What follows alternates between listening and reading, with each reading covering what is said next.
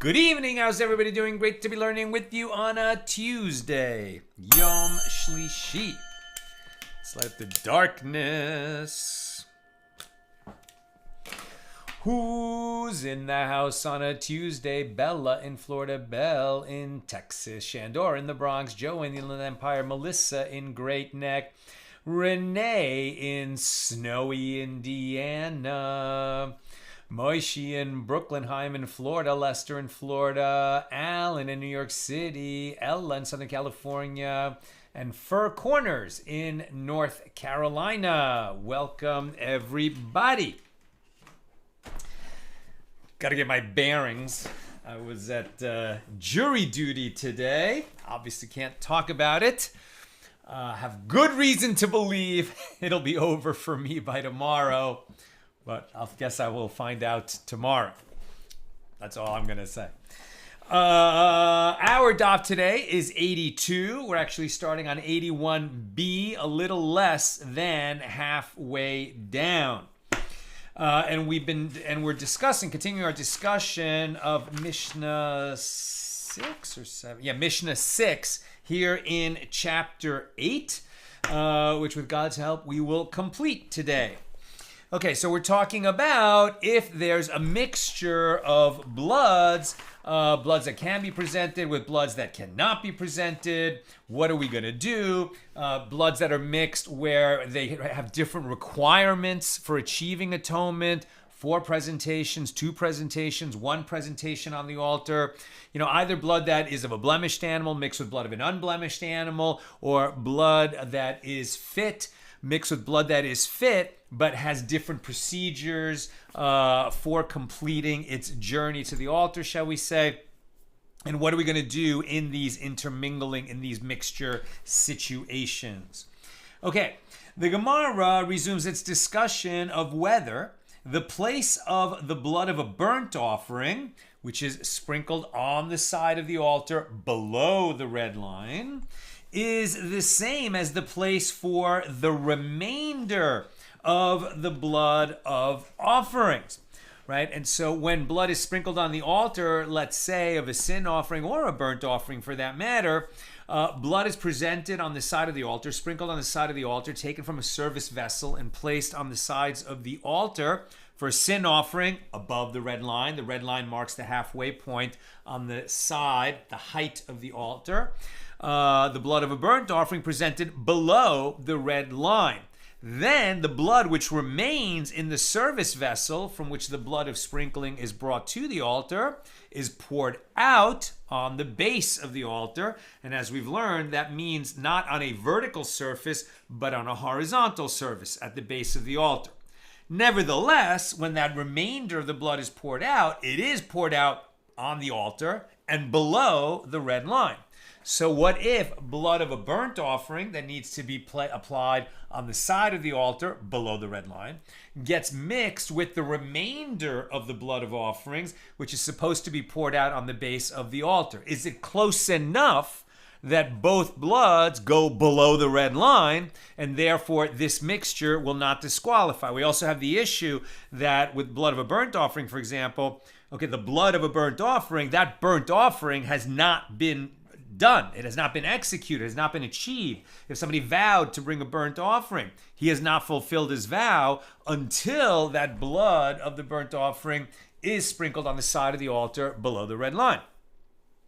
The remainder of blood means that somebody already completed, right? They effectively completed. If it was a sin offering, they have achieved atonement. If it was a burnt offering, they have fulfilled the obligation. If it was an obligation, they get credit for having completed the process of bringing an offering, even if there are other steps. There are other steps, like pouring out the blood on the base of the altar. But the effective achievement of the offering has already been done. So are we going to say, okay, well, the remainder needs to be poured out on the base, but if it goes on the side, close enough, because already the person bringing that offering from which there is a remainder has achieved whatever the goal of that offering was. These are the issues that are involved. So the Gemara resumes its discussion of whether the place of the blood of a burnt offering is the same as the place for the remainder of the blood of all offerings. So come in here a baraisa.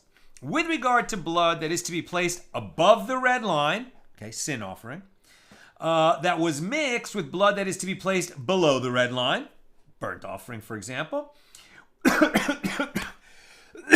excuse me, which, according to the rabbis, must be poured into the temple courtyard drain. Because one blood is supposed to be above, the other blood is supposed to be below, the majority opinion is you can't complete the process. There's no remedy for this mixture. It needs to be poured out in the temple drain. But if the priest went ahead and placed that mixture above the red line and then some below the red line, we're going to say that after the fact, he shouldn't have done it that way, but now that he did it that way, we can consider that some of the blood of the sin offering ended up above, some of the blood that is supposed to end up below ended up below, and so the owners achieved their offerings. But if the priest asks the opinion of the rabbis, can I do this? Or if he knows the law, he can't do it. He can only do it if he did it by mistake, right? Very interesting ruling. So come in here a baraisa. With regard to blood that is to be placed above the red line that was mixed with blood that is to be placed below the red line, which according to the rabbis must be poured into the temple courtyard drain. If the priest placed the mixed blood above and he did not consult the authorities, then both these sages and those sages, i.e. the rabbis and Rabbi Eliezer, who disagrees with the rabbis, all concede that he shall again place the blood below the red line, and these placements and those placements count for him, right? He will have achieved the atonement or the obligation fulfilled on behalf of the owner. Now, the Gemara analyzes this baraisa. And what? Is it not referring to a case where the blood of a sin offering and a burnt offering were mixed? And once the priest placed the blood of the sin offering above the red line, that which is left from the blood of the sin offering is considered the remainder of the blood, right? That's supposed to be poured out on the base of the offering, on the base of the altar. And yet, this baraisa teaches that both these sages and those sages concede that he shall again place the blood below the red line. The priest already did that. He has to do it again. And if so, one can learn from the baraisa that the place of the blood of a burnt offering is the same as the place of the remainder of the blood of a sin offering. And the Gemara relates, when Rabbi Yitzchak Bar Yosef came from Eretz Yisrael to Bavel, right, in Talmudic times, there was a bigger, more active, and more free, because they weren't being persecuted by the Romans, the Jewish community in Bavel, in Babylonia, which is part of the Persian Empire. That's why we are reading Talmud Bavli, the Babylonian Talmud. There were sages still operating in the land of Israel, right, which is also sometimes called the West.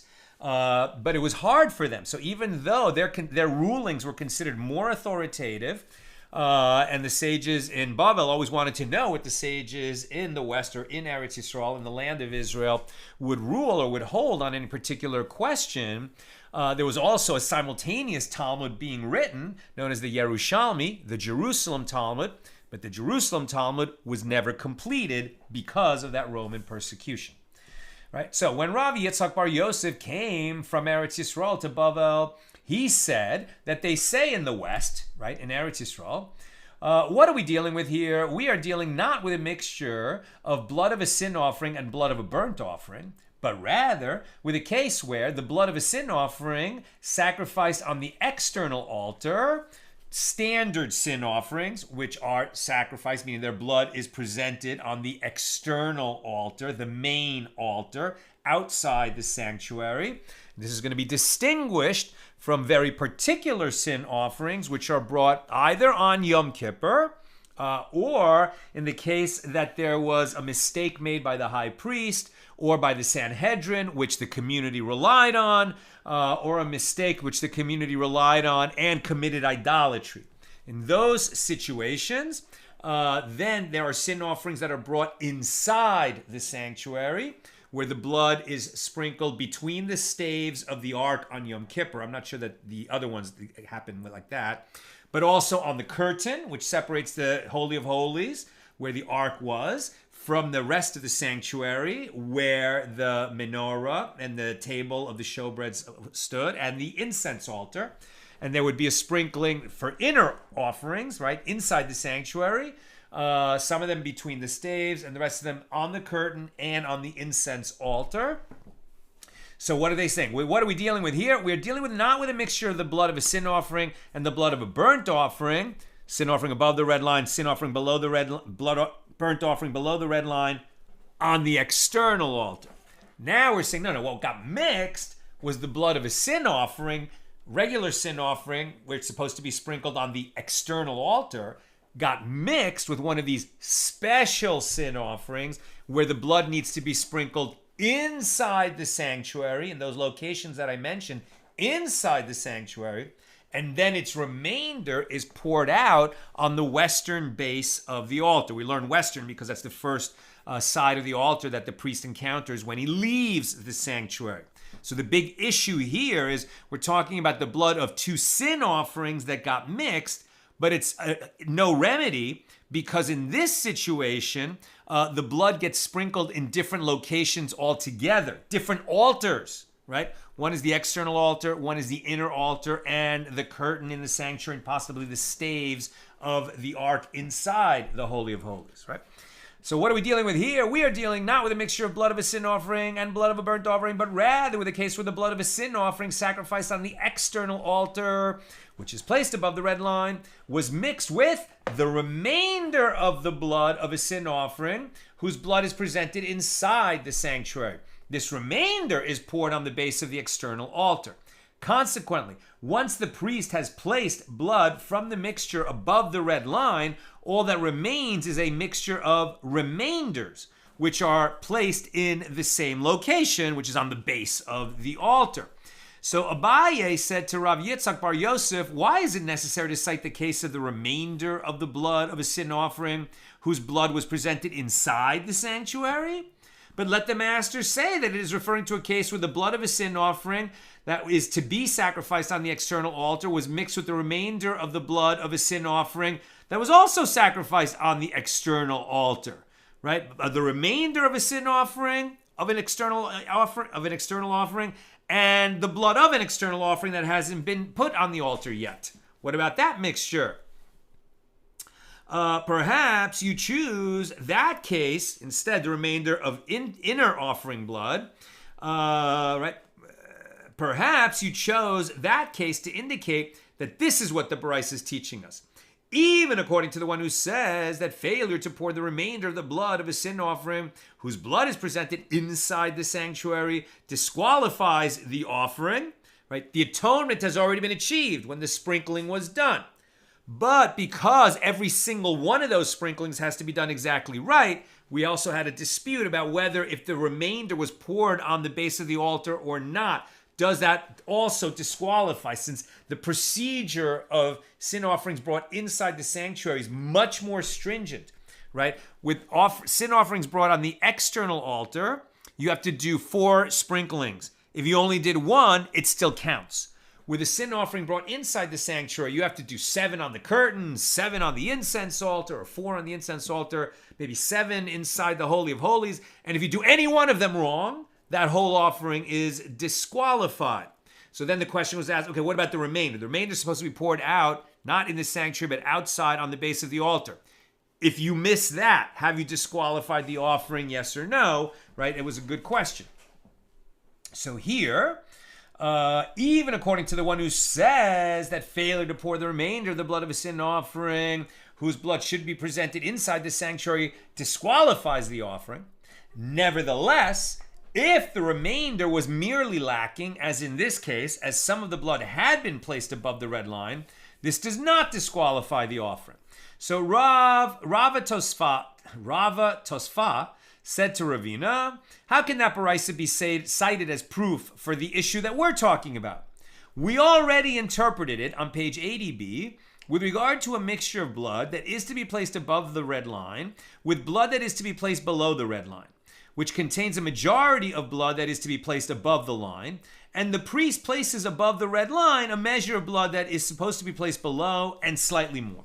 So Ravina said to him, that statement applies according to those who said initially that Rabbi Eliezer and the rabbis disagree with regard to a mixture of blood, and that Rabbi Eliezer holds that there is no mixing.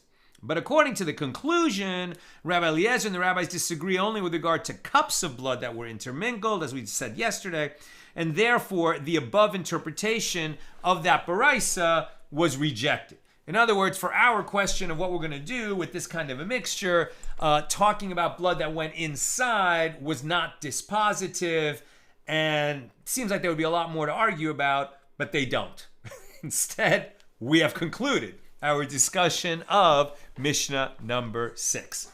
Moving on to a new question in Mishnah 7.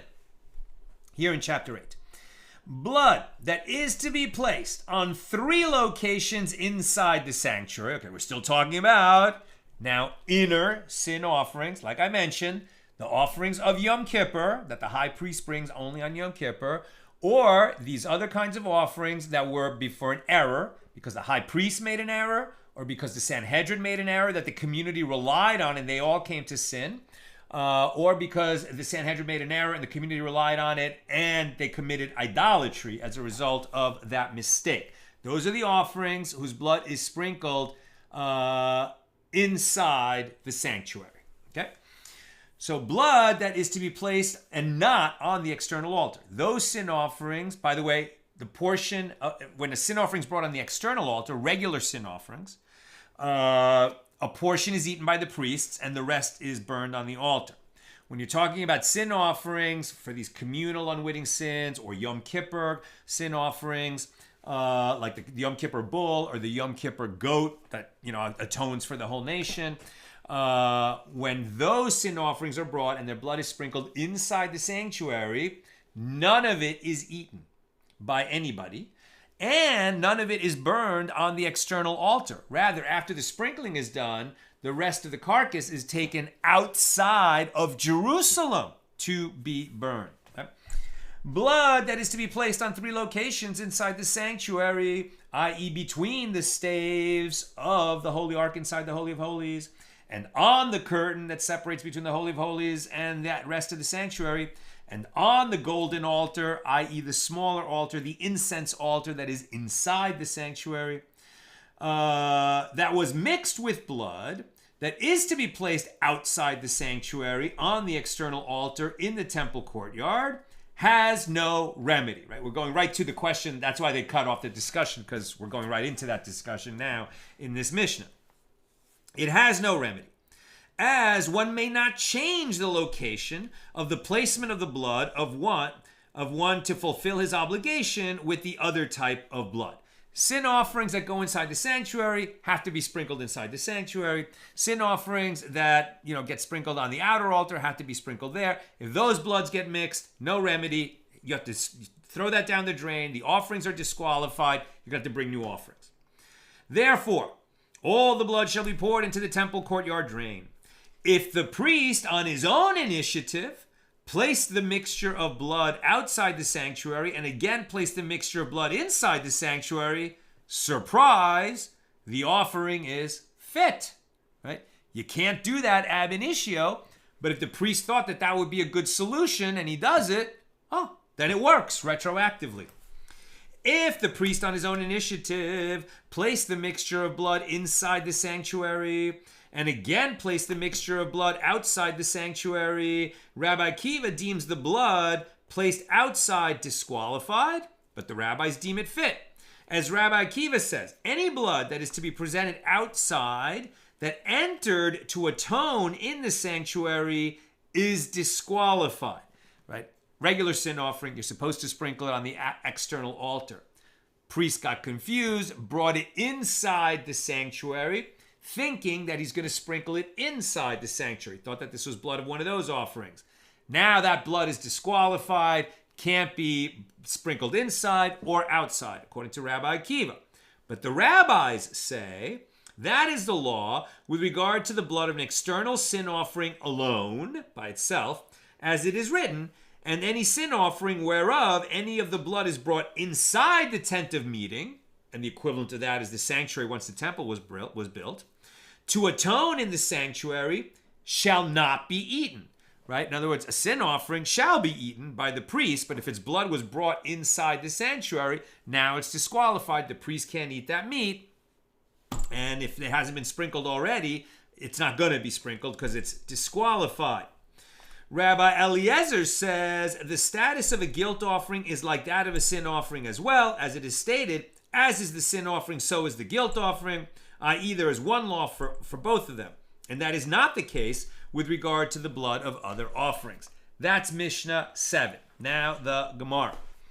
The Mishnah teaches that if blood that is to be placed inside the sanctuary was mixed with blood that is to be placed outside the sanctuary, all the blood should be poured down the temple courtyard drain, and there is no opposing opinion recorded in the Mishnah. The Gemara asks, and let Rabbi Eliezer disagree, even with regard to this case, just as he disagrees with regard to a mixture of blood that is to be placed above the red line that was mixed with blood that is to be placed below the red line, where he holds that the improperly placed blood is considered as though it were water. Why doesn't he have the same opinion when there's a mixture of inner blood with outer blood? And the Gemara explains that Rabbi Eliezer does not disagree in this case, as how should the priest act? If one says that he should first place blood from this mixture on the altar outside the sanctuary, and again place blood from that mixture inside the sanctuary, this is not allowed. Just as it is a mitzvah to give precedence to the blood that is to be placed above the red line over the blood that is to be placed below the red line. For example, the presentation of the blood of a sin offering precedes the presentation of the blood of a burnt offering, considered a higher sanctity because the blood of a sin offering achieves atonement for its owner, whereas a burnt offering merely fulfills either a vow or it's just kind of a gift offering. It's not as important as a sin offering, and so the blood of a sin offering precedes the blood of a burnt offering. Likewise, the blood of an inner offering precedes the blood of an outer offering.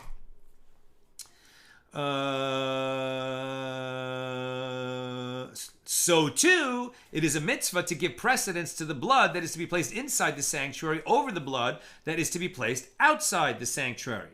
Now we're on page 82a. And if you suggest that the priest should first place blood from the mixture inside the sanctuary and again place blood outside, okay, so you have to give precedence. These bloods got mixed, so sprinkle the ones inside the sanctuary first. We're going to have blood of an inner offering mixed with blood of an outer offering. Okay, you're going to do the inner sprinklings, and then you're going to bring the remainder outside and sprinkle from that on the outer altar to achieve atonement for that outer sin offering. Can we do that? And if you suggest that the priest should first place the blood from the mixture inside the sanctuary and again place blood outside on the altar, although this resolution is applicable to most offerings whose blood is placed outside, nevertheless, the Tana of the Mishnah chose to omit this case. And the reason is that since there are a sin offering and a guilt offering, concerning which, according to the opinion of Rabbi Eliezer, when their blood enters the sanctuary, they are both disqualified from ever being placed on the external altar just by going in the sanctuary. Forget being sprinkled in the sanctuary.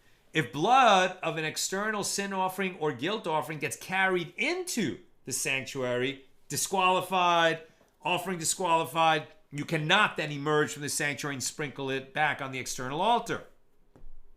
In other words, as the Tana could not issue a categorical ruling that applies to all types of offerings, he omitted the opinion of Rabbi Eliezer here. New topic.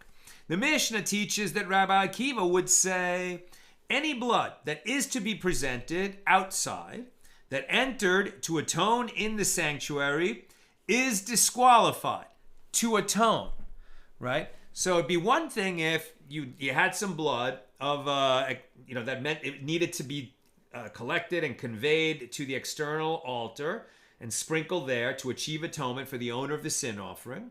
It was in the vessel. Before the priest could sprinkle it on the external altar, he walked inside the sanctuary carrying that vessel. Why did he walk inside the sanctuary? Did he get confused and he thought he was holding blood that needs to be sprinkled inside the sanctuary, so he entered with that blood to atone? Or was he just forgetful and somebody in the sanctuary slipped and fell and he ran in there and he forgot he was carrying blood of an external sin offering. The blood entered either way, but what was the intention of the priest when he entered the sanctuary? Right? So Rabbi Akiva would say any blood that is to be presented outside, so any kind of offering that is supposed to be presented outside, but it entered to atone, right, with the intention of atoning, with the intention of sprinkling it in the sanctuary, is disqualified. And the Gemara discusses the source for Rabbi Akiva's ruling.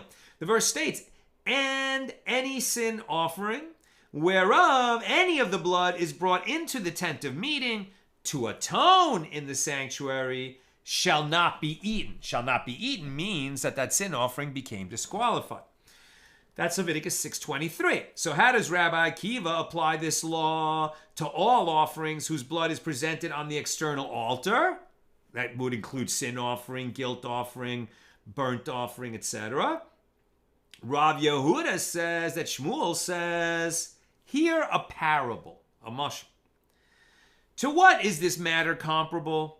To a student who mixed wine with hot water for his teacher, and the teacher said to him, mix another drink for me. The teacher said to him, with what should I mix the wine, hot or cold water? The teacher said to him, aren't we dealing with hot water? That was the first thing you brought to me. Now that I requested that you mix me another cup, I mean that you should mix it either in hot or in cold. Otherwise, the teacher would not have needed to say anything. What? I read this preparing for today's class. I read that like several times. I'm really having trouble understanding it. Right? If this is a parable that's gonna, meant to clarify the issue, it's like I think it makes it more complex, more difficult. I guess what they're saying is the student brought a cup of, is it wine? Wine with hot water. Right? Remember that when they would drink wine in ancient times, they always had to mix water into it. Right? The wine came too strong to drink, and they would mix water into it, either 3 or 4 parts water to 1 part wine. So obviously you could mix it with warm water, hot water, or cold water. So I think what they're saying is he's automatically going to have more than 1 cup. It's obvious he's going to have more than 1 cup. So if he doesn't say anything, then the student will keep bringing the same kind of cup. The first one came with hot water. The second one's going to come with hot water too. Since he said, mix me another one, what the meaning they're taking from it is that this additional statement implies, like it's adding information. What information is being added? That, you could do it either way, hot or cold. I'm a little bit mystified by that because I feel like if I bring somebody, I mix wine with hot water and he says, mix me another one, I would think that means he wants another one the same way, wine with hot water. Now, it might mean I bring it to him, he tastes it, and then right away he says, make me another one. So then he would be expressing displeasure and saying, do it different. And say, I should have done it with cold. But that it doesn't say that he says it right away. It just says, and then at some point he says, make me another one. So it almost feels like there's a context that they would have understood that we're not getting. There's elucidation here. There's words added by Rav Steinsaltz and the editors of the Koran. So since they're telling us that it means that now you could bring me another one and it could be either hot or cold, it's not obvious from the text why that is, but we should definitely believe Rav Steinsaltz that is what is intended. And we're going to come back to this parable in a few lines. So here too, so the point is that if the Torah had remained silent about what to do, it says that certain offerings, a sin offering, what did it say, sin or guilt? What did the actual text say? Any sin offering, whereof any of the blood is brought into the tent of meeting to atone in the sanctuary, shall not be eaten. It only mentions sin offerings. However, the sages derived that from that text, it will also apply to other offerings, that if it's brought in, it gets disqualified. And so what they're saying is because there was extra information right? It didn't need to say more. It did say more because there were other verses that relate to this same topic. And since this verse comes and mentions sin offering again, when we know they're talking about sin offerings, it's actually to exclude something or to add information that we wouldn't have had otherwise, right? So often, if the Torah repeats for some reason where it did not have to repeat, the sages will jump right in and say, okay, what is that repetition teaching us? Did it come to tell us that it applies to only the sin offering? Did it come to teach us that it applies to the sin offering and other offerings, or signaling something else? So let's keep going. So here too, since we have been dealing with a sin offering in that passage for the last 5 verses, Leviticus 6, verses 17 through 22, why do I need the term sin offering that the Merciful One writes in this verse? Even without this term, it is clear that the Torah is referring to a sin offering. Rather, as in this parable, the Torah mentions sin offering again to teach, I do not say this law with regard to a sin offering alone, i.e. that only the blood of a sin offering is disqualified when it is carried inside the sanctuary, but the blood of all sacrificial animals that are meant to be sprinkled on the external altar become disqualified if they are carried into the sanctuary. Rav Huna, the son of Rav Yehoshua, objects to this explanation. And he says, well, accordingly, one should reach the opposite conclusion. Since all sacrificial animals that are sacrificed on the altar are included in this passage of the Torah with regard to scouring and rinsing, as derived by the sages, I think what they're talking about is if the meat of an offering is going to be eaten, either by its owners or by the priest, after it's prepared in a vessel, it has to be cleaned in a certain way, and this applies to all offerings where there's an edible portion. So with regard to scouring and rinsing, as derived by the sages, despite the fact that this requirement is stated in connection with a sin offering alone in Leviticus 6:21, it is already established that this chapter is speaking of all offerings. The way the previous verses work, we already could tell that even though it's talking about sin offerings, it was intended to teach that it applies to all offerings. Since we're already talking about something that applies to all offerings, when it now mentions sin offering, it's to tell you that it applies only to the sin offering when we get to the teaching of this particular verse. Consequently, why do I need the term sin offering that the Merciful One writes with regard to the matter of the blood that entered the sanctuary? Says Rav Huna, the son of Rav Yehoshua, learned from the verse that in the case of a sin offering whose blood entered the sanctuary, yes, it is disqualified. But if the blood of any other offering entered the sanctuary, no, it is not disqualified. You see how they reach totally different conclusions from the same material. Rav Huna now addresses our confusing parable from Shmuel. And if you wish to provide a comparison, it is comparable only to a student who initially mixed wine for his teacher with both hot and cold water. And his teacher then said to him, mix wine for me only with hot water. Like, much clearer, right? That would be a much clearer command from the teacher to his student, not make me another one, and that we're supposed to understand what he means by that. But no, I brought him a hot and a cold. He says, only mix it with hot. I know what the teacher's saying. Rav Huna continues, so rather, the reasoning of Rabbi Akiva is from the fact that the verse does not state simply sin offering, but rather it states any sin offering. And this serves to include all other offerings. As it is taught in the Baraisa, the verse states, and any sin offering whereof any of the blood is brought into the tent of meeting to atone in the sanctuary shall not be eaten in Leviticus 6:23. Now, I have derived that this law applies only with regard to a sin offering. From where is it derived that it also applies to offerings of the most sacred order, right? That includes burnt offerings. The verse states, and guilt offerings. The verse states, any sin offering. And from where is it derived that it also applies to offerings of lesser sanctity? The verse states, and any sin offering. I'm sorry, is it burnt offering of the highest sanctity? Definitely sin offerings and guilt offerings are. Okay.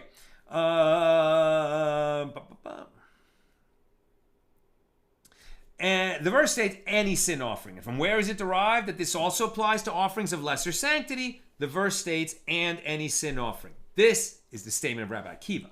Rabbi Yosef HaGalila said to Rabbi Akiva, even if you include offerings in this manner from the verse all day long, I will not listen to you. Rather, this verse is referring to a sin offering alone, and it should be expounded as follows.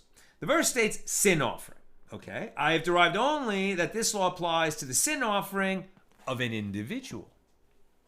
From where is it derived that the same applies to a communal sin offering? The verse states any sin offering. It's not to tell you that it applies to guilt offerings and possibly burnt offerings. It's to tell you that it applies to both sin offerings of an individual and communal sin offerings. The verse states any sin offering. From where is it derived that the same applies to communal sin offering? The verse states any sin offering. And one could still say, I have derived only that this law applies to a male sin offering. From where is it derived that the same applies to a female sin offering? The verse states any sin offering. So the Gemara interjects and says, well, why is it assumed that the application of this law to a male sin offering is more obvious than to a female sin offering? Isn't it the opposite? As the standard sin offering of an individual is a female. A female goat or sheep, right? Or I'm not even sure which one it is, if it can be a goat. I think it's a female sheep. Isn't it, maybe a goat possibly too, I'm not sure. Isn't it the opposite, as the standard sin offering of an individual is a female? So rather, this is what Rabbi Yosef HaGalili is saying.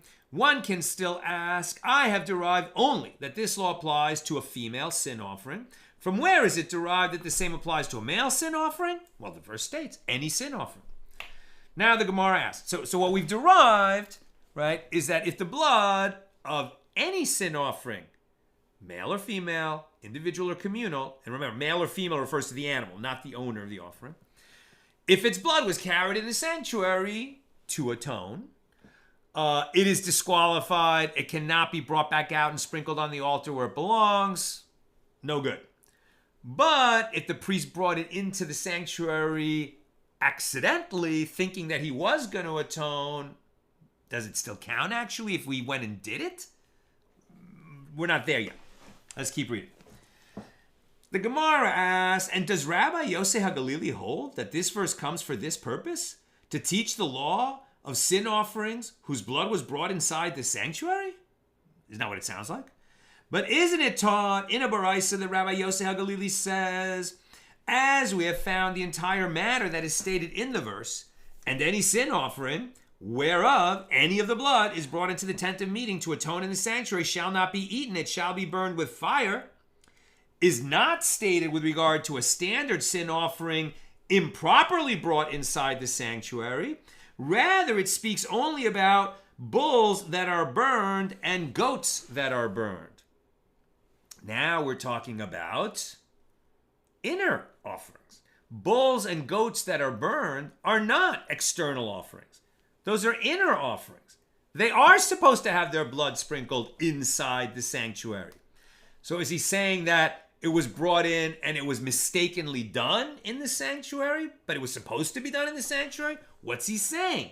Rabbi Yosef HaGalili elaborates, these are unique sin offerings, right? Again, the goat and the bull of Yom Kippur, and then the bull of an anointed priest that made a mistake, and the bull of a Sanhedrin that made a mistake and the community relied on it, and the goat of a Sanhedrin that made a mistake and the community relied on it and ended up committing idolatry.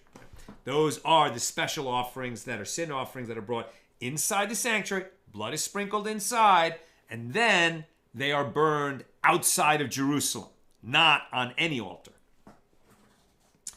Rabbi Yosef HaGalili elaborates, these are unique sin offerings, and the Torah states that their blood should be brought inside the sanctuary. The verse is stated with regard to these sin offerings, both in order to command the Jewish people to burn their disqualified ones in the temple, and in order to establish a prohibition with regard to their consumption. That's what he's saying that verse teaches. And the Baraisa continues, and the rabbis said to Rabbi Yosef HaGalili, if you expound the verse in this fashion, then from where is it derived that a standard sin offering whose blood entered the innermost sanctum, the Holy of Holies, must be burned? We know that's true. How do you derive it? We derive it from this verse. Where do you derive it from? Rabbi Yosef HaGalili said to them that it is derived from the verse, behold, its blood was not brought into the sanctuary within, in Leviticus 10:18, 4 chapters later, totally different area.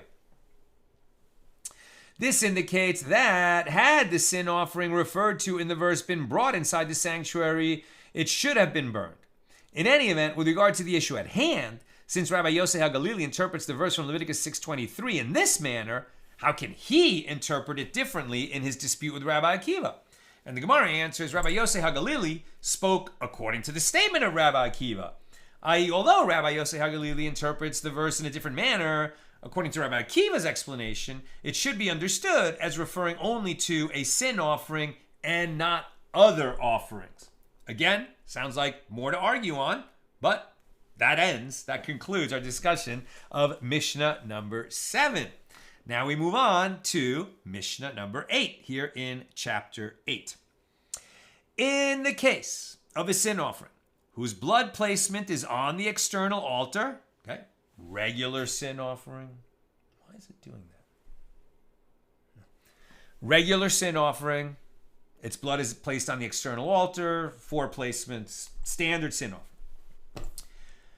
Whose blood the priest collected in 2 cups. Okay, he didn't have a big enough service vessel to collect the blood of the soul in 1 vessel, so it poured out into 2 cups. Now he's got 2 cups. It's all the blood of the soul, but it's collected in 2 cups of 1 sin offering. If one of those cups left the temple courtyard, at which point it becomes disqualified, the cup that remained inside the courtyard is fit to be presented. The cup that left the courtyard, that blood can no longer be presented on the altar, but it does not affect the rest of the blood of the soul that's in the second cup that remain in the temple courtyard and which can be conveyed to the altar and sprinkled there. But if one of the cups entered inside the sanctuary and was thereby disqualified, Rabbi Yosef HaGalili deems the blood in the other cup that just remained in the courtyard ready to go on the external altar also disqualified. Rabbi Yosef HaGalili deems the blood in the cup that remained outside the sanctuary in the courtyard fit to be presented, like the cup that remained behind when 1 cup left the courtyard entirely, right, left the temple courtyard. But the rabbis, the majority, who overrule Rabbi Yosef HaGalili, deem it disqualified. Once some of the blood of the soul of a sin offering goes inside the sanctuary, that offering is disqualified. Even though there's remaining blood that was never disqualified by entering the sanctuary, you can't now sprinkle it on the external altar because the whole offering is now disqualified. Rabbi Yosef HaGalili is going to argue, right, to try to defend his minority opinion. Rabbi Yosef HaGalili said in support of his opinion, the law is that if one slaughters an offering with the intent that its blood be presented outside of the temple courtyard, the offering is disqualified. But if his intention was that the blood be presented inside the sanctuary, the offering is not disqualified. That's not a disqualifying intent at the time of slaughter. Very interesting, right? Like pigul is a disqualifying intent. This is not pigul. But we've seen that if at the time of slaughter you had intent to take the blood outside the place, right, outside the temple courtyard entirely, right, outside the temple, then that offering is already disqualified. But if at the time of slaughter you had in mind that I'm going to take some of this blood inside the sanctuary, that doesn't disqualify the offering, even though that would disqualify the offering if you brought that blood in the sanctuary. But having that intent at the time of slaughter doesn't disqualify it, because the disqualifying intentions are that you're going to eat the meat or bring the blood beyond its time or outside of its place. And inside the sanctuary is not considered outside of its place because it's still inside the temple.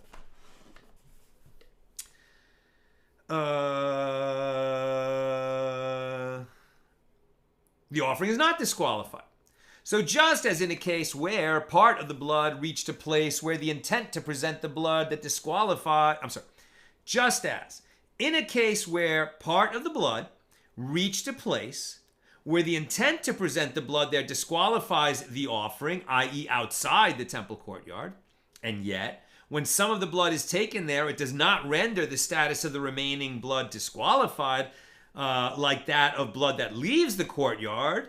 So too, or kal v'chomer, how much more, in a case where part of the blood reached a place where the intent to present the blood there does not disqualify the offering, i.e. inside the sanctuary, is it not logical that we will not deem the status of the remaining blood like that of blood that entered the sanctuary?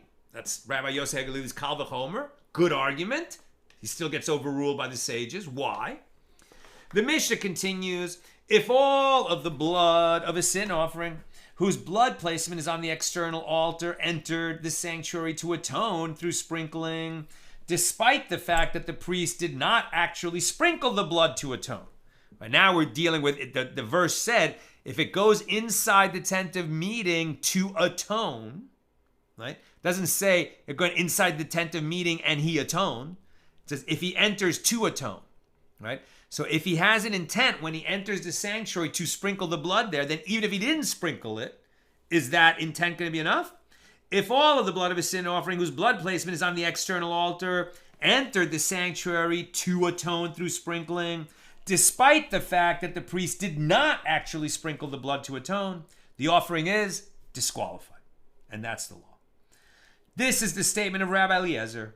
Rabbi Shimon says the offering is disqualified only when he atones and sprinkles the blood in the sanctuary. If he just entered with that intent but never did it, it's not disqualified. Rabbi Shimon lost that argument.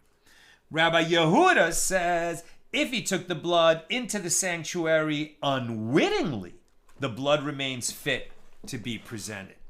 And that's also the law. So now we see why to atone, that phrase matters so much. Because if he was just standing out there with this cup of blood in his hand that is meant to go on the external altar, and somebody fainted or called out, help! And he ran inside the sanctuary while still holding it, he didn't do that in order to atone inside the sanctuary, and so that offering is not going to be disqualified. With regard to all the blood disqualified for presentation that was placed on the altar, the tzitz affects acceptance only for offerings that are tameh, right? The front plate, the golden front plate of the high priest has a power that God gives it, bestows upon it, to atone for certain improperly brought offerings. Which ones? Offerings that are brought while tameh, ritually impure. But it only atones for that. It's not going to atone for these other kinds of mistakes that we've been talking about. Although it is written with regard to that sits the front plate worn on the forehead of the high priest, and it shall be on Aaron's forehead, and Aaron shall bear the iniquity committed in the sacred matters, Exodus 28:38, this does not apply to all disqualifications of offerings. This is because the tzitz affects acceptance for offerings sacrificed that are tameh, ritually impure, but it does not affect acceptance for offerings that leave the courtyard, for example. Now the Gemara. So it doesn't, sort of cure the situation just for offerings that are disqualified, period. It cures the situation for offerings that are disqualified because they're tameh. Okay, now the Gemara. Tough page today, not a short one. Now the Gemara. With regard to the dispute between Rabbi Yossi HaGalili and the rabbis as to whether the blood of a sin offering in a second cup is disqualified if the blood in the first cup entered the sanctuary, it is taught in a baraisa that Rabbi Yossi HaGalili said, this is a kal v'chomer inference. And just as in a case where part of the blood reached a place where the intent to present the blood there disqualifies the offering, i.e. outside the temple courtyard, and yet that blood that was taken outside does not disqualify the blood that is still inside the courtyard, right? The blood of the soul went into 2 cups, 1 cup left the courtyard, the cup that remained inside can still be sprinkled on the altar. So too, in a case where part of the blood reached a place where the intent to present the blood there does not disqualify the offering, i.e. inside the sanctuary, is it not logical that the blood that was taken inside will not disqualify the blood that is still outside the sanctuary? That was a question asked in the Mishnah, right? And the answer is, yeah, we're not going to use that kal v'chomer. And the rabbi said to Rabbi Yossi HaGalili, but the verse states, And any sin offering, whereof any of the blood is brought into the tent of meeting to atone in the sanctuary, shall not be eaten. Again, Leviticus 6:23. And this indicates that even if part of its blood is brought inside the sanctuary, the sin offering is disqualified. Right? Even if only part of its blood, but part of its blood remain outside, doesn't matter. Its blood entered the sanctuary to atone. That offering is disqualified. Rabbi Yosef HaGalili said to the rabbis, if you expound the verse in that manner, then from now on, one can derive a Kal V'chomer inference with regard to the blood that leaves the courtyard. Now he's going to apply it in reverse.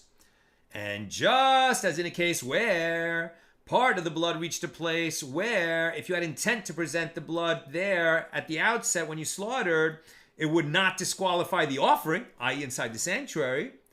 The blood that was taken inside does disqualify the blood that is still outside, i.e. in the courtyard. Then, so too, in a case where part of the blood reached a place where intent to present that blood disqualifies it from the outside. If you had that intent at the time of slaughter to take blood outside the courtyard, would disqualify the offering immediately.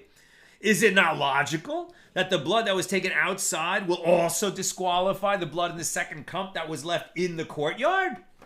And the rabbi said to Rabbi Yosef HaGalili in response, but the verse states, and any sin offering, whereof any of the blood is brought into the tent of meeting to atone in the sanctuary, shall not be eaten. And this teaches only that blood that enters the sanctuary disqualifies the blood in the courtyard. But the blood that leaves the courtyard does not disqualify the blood in the courtyard. It has nothing to do with what your intent was at the outset. Blood that goes in the sanctuary disqualifies the offering.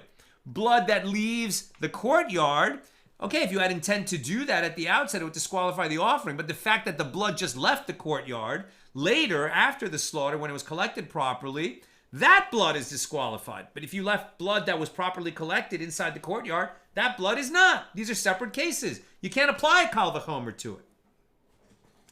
In light of this discussion, the Gemara asks, and let intent to present the blood inside the sanctuary disqualify the offering based on a Kal V'chomer. Now let's go back to intent at the time of slaughter and go like this.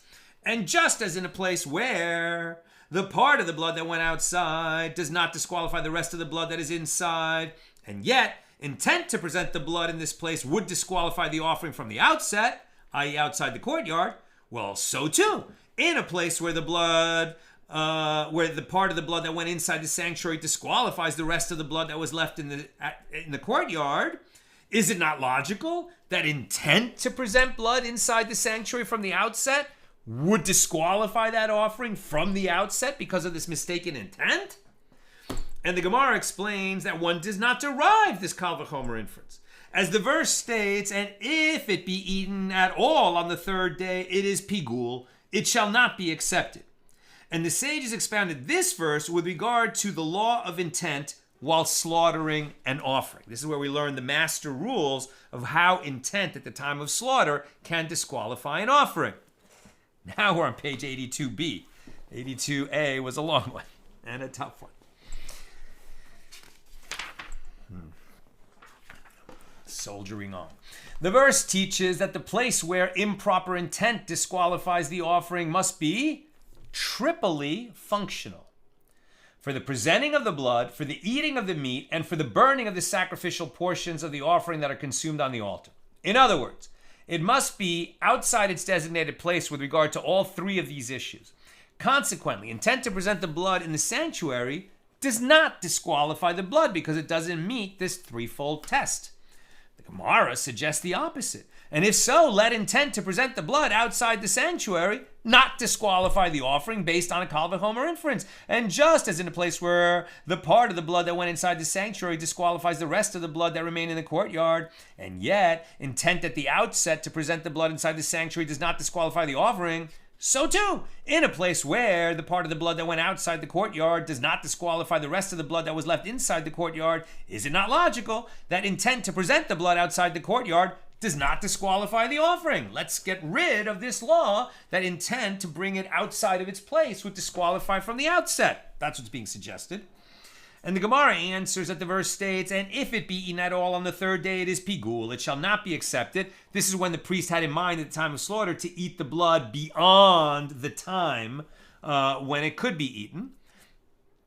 And the sages interpreted this verse as follows: on the third day is referring to intent to perform its rites beyond its designated time. It is pigul, which we already would have known, is referring to intent to perform its rites outside the designated area. A Baraisa teaches the meat of offerings that left its designated area and was taken to a place that is outside its designated area for consumption, which is outside the wall of Jerusalem in the case of offerings of lesser sanctity, and outside the wall of the temple courtyard in the case of offerings of the most sacred order, those are its places where they need to be eaten, is disqualified from being eaten, right? You took it outside its place. By contrast, meat of offerings that entered inside the sanctuary is not disqualified and it remains fit to be eaten, right? We've been talking about carrying blood inside the sanctuary to atone before it's sprinkled in its proper place on the external altar. Okay, what about the meat of a sin offering after the blood we've already dealt with? It was sprinkled properly, it was poured out on the base properly. Now that meat is available to be eaten by priests. What if some of that meat was carried inside the sanctuary? Is it disqualified? No. No. It didn't leave the temple. It happened to go inside the sanctuary. Carrying meat inside the sanctuary, not a standard practice, but doesn't disqualify. One might have thought that it should be derived based on a logical inference that this meat is disqualified as follows. And just as in a place where the part of the blood that went outside the courtyard does not disqualify the rest of the blood that remained inside the courtyard, and yet meat that leaves and is taken outside the courtyard, right? If you took meat of a sin offering outside of the temple, that is disqualified. Now the priest can no longer eat it. So yet meat that leaves and is taken outside the courtyard is disqualified. So too, in a place where the part of the blood that went inside the sanctuary disqualifies the rest of the blood that was left outside in the courtyard, is it not right that meat that enters the sanctuary should also be disqualified? And the Baraisa explains that one does not derive this inference. As the verse states, and any sin offering whereof any of the blood is brought into the tent of meeting to atone in the sanctuary shall not be eaten, which indicates that the blood of an offering that is brought inside is disqualified, but not the meat. And the Baraisa continues, from now, as it has been established that the meat of offerings that is brought inside the sanctuary is not disqualified, one can suggest a kal v'chomer inference. And just as in a place where the blood that went inside the sanctuary disqualifies the blood that remained in the courtyard, and yet meat that enters the sanctuary is fit, therefore, in a place where the blood that went outside does not disqualify the blood that was left inside, is it not logical that meat that left the courtyard also should remain fit? And the Gemara explains, no, you can't make these connections. It doesn't follow. The logic doesn't work. Because the verse states, and you shall not eat any flesh that is torn of beasts in the field. What does that have to do with offerings? The apparently superfluous term in the field teaches a general law. Once meat has left and been removed outside of its boundary, i.e. the area in which it is permitted to consume it, it has become prohibited. Just like peace offerings, that has to be eaten in Jerusalem by its owner. If it leaves Jerusalem, also becomes disqualified, can't be eaten anymore. Okay, I plan to go a little further, but I think the hour is very late. I didn't give the warning, but hopefully you've gotten the questions or comments in.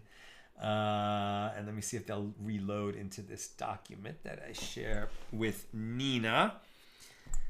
This is tough material. No questions. Okay. So I think, why was this difficult? Why was this difficult? Right? Because they're talking about how, the basic comparison, right, is if you split the blood of the soul into two cups, if one cup goes in the sanctuary, it disqualifies the offering, so the cup left in the courtyard can't be poured on the altar.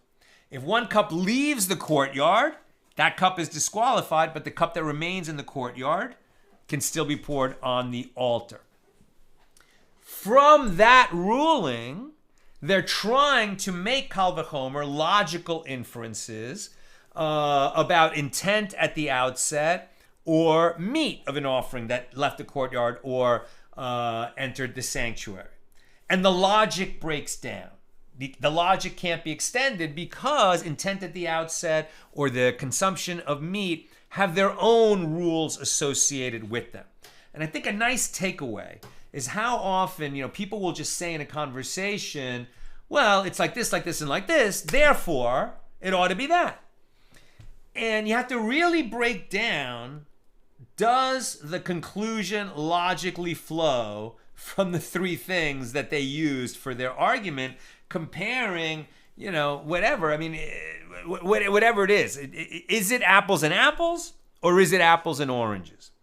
Right? Very often when people are arguing, when they're having heated discussions, when they're arguing in court, when they're arguing matters of law, or when they're arguing at the dinner table, they're talking about politics, or they're talking about religion, they're talking about, I saved up money, so I want to go on this trip. The kid wants to drive the car. And they're making a series of points about why they should win the argument.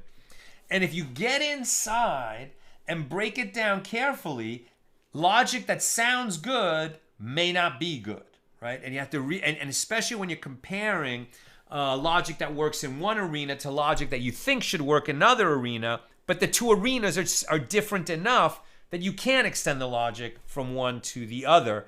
And hopefully, by engaging in this very difficult material, we're training our minds to make those kinds of distinctions so we can see when logic should be extended and when it should not. That's what I've got for us today. With God's help, we'll be together again tomorrow, Wednesday, at the regular Wednesday time, 6 p.m. Pacific. Have a good night.